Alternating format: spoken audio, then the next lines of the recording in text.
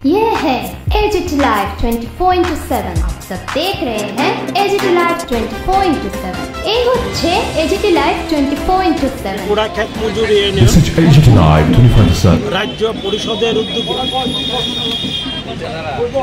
জনগণের স্বার্থ সংশ্লিষ্ট 5টা দাবি নিয়ে আজ রাজ্যের বিভিন্ন মহকুমা এবং জেলা কেন্দ্রে 2 ঘন্টার গণ অবস্থান কর্মসূচি আমরা গ্রহণ করেছি।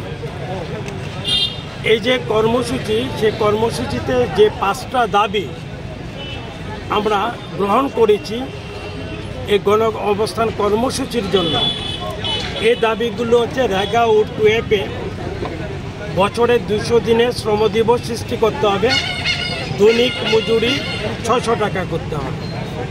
দ্বিতীয় দাবিটা হচ্ছে আমাদের যে সকল ভূমিহীন গৃহহীন যারা আছেন ক্ষেত মজুর সহ তাদেরকে ভূমি বন্দোবস্তর ব্যবস্থা করতে হবে এবং গৃহের ব্যবস্থা করতে হবে। আমরা যেটা দেখেছি যে গৃহ নির্মাণের জন্য এখন কেন্দ্রীয় সরকারের পক্ষে যে টাকাটা বরাদ্দ করা হয়েছে এই টাকা খুবই কম। এই টাকা দিয়ে গৃহ নির্মাণ বা ঘর নির্মাণ করা যায় না।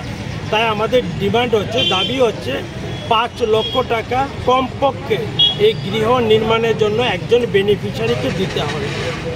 আমাদের তৃতীয় দাবি আদিবাসী, দলিত ও নারীদের উপর যে ব্যাপক সামাজিক অত্যাচার, নির্যাতন গোটা দেশে এবং আমাদের রাজ্যে যেটা লক্ষ্য করা যাচ্ছে, এটা অবিলম্বে বন্ধ করতে হবে এবং এই সামাজিক অত্যাচার নির্যাতনের সঙ্গে যারা যুক্ত, যারা দোষী, তাদেরকে দৃষ্টান্তমূলক শাস্তির ব্যবস্থা সেখানে করতে হবে।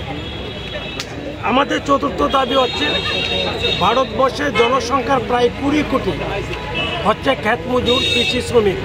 তাদের জন্য একটি সুসংহত কেন্দ্রীয় আইন সেখানে প্রণয়ন করতে হবে। 5 নম্বর দাবি হচ্ছে রাজ্যে সাম্প্রতিক বন্যায় যারা ক্ষতিগ্রস্ত হয়েছেন তাদেরকে আর্থিকভাবে সাহায্য করবার প্রশ্নে রাজ্য সরকার এবং কেন্দ্রীয় সরকারকে অবিলম্বে একটা আর্থিক প্যাকেজ সেখানে ঘোষণা করতে হবে।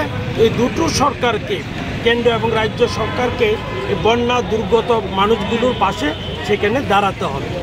এই 5টা দাবি নিয়ে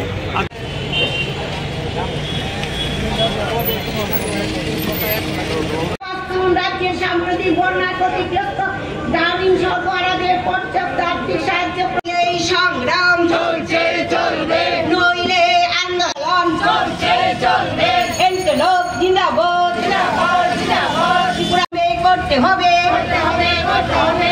আদিবাসী, দলিত নারীদের উপর সামাজিক নির্যাতন, অত্যাচার অবিলম্বে বন্ধ করতে হবে করতে হবে করতে হবে। 15 টাকার জন্য আমি কমরেড ইন্ডিপেন্ডেন্ট দত্ত, কমরেড প্রকল্প বছরে 200 দিনের কাজ করতে হবে, দৈনিক মজুরি